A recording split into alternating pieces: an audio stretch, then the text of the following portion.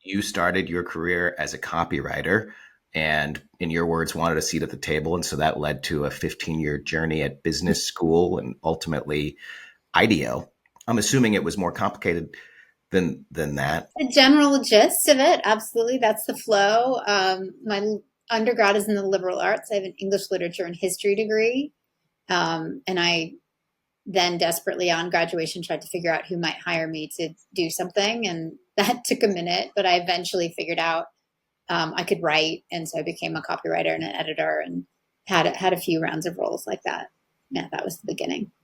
What kind of writing were you doing at that time? So I started at a not-for-profit healthcare charity, and I was writing and editing for their membership magazine, and then their academic journal. So I learned a lot about diabetes because that's what it was all about. And then I went to work for Sears Canada, the Canadian branch of what was Sears. So you were copywriting for a while. And how was that, years before you decided I want to go to business school, or what was that like? Yeah, it was probably several years. But the thing that inspired me to go to business school is that my role was outsourced. We were sent to work at a studio. That was not an environment I enjoyed. It wasn't a shift I was happy about. Sure. I had had that decision made for me.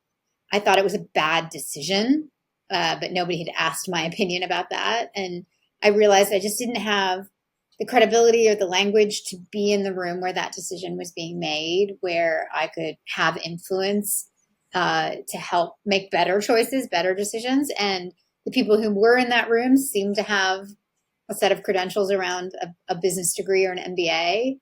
So I decided that I would go get an MBA. My intention was go back into the world of business. I thought I might get a job at Procter and Gamble or a big retailer or something like that. But I met the person who was then dean of the Rotman School of Management, where I went, is a man named Roger Martin. And he asked me to stay and work with him for a year when I graduated, taking some of the theories and thinking that he was doing and helping translate it and make it teachable. And so I decided I could do that for a year. What's a year? And I stayed for almost 15. As a professor. Yeah, so I wasn't officially a professor. You have to have a PhD to be an official professor, but I was an adjunct, and I taught and wrote and worked with Roger in his role as dean. That's cool. So what are there any key takeaways before we move on to the next phase of life in those 15 years? I mean, I had the opportunity to learn about design, which is what initially inspired my interest in IDEO, to learn deeply about strategy and decision making.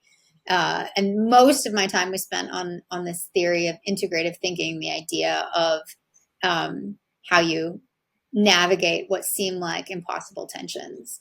And I taught that, I wrote about it, and really feel like that was the big theme of those years of my life.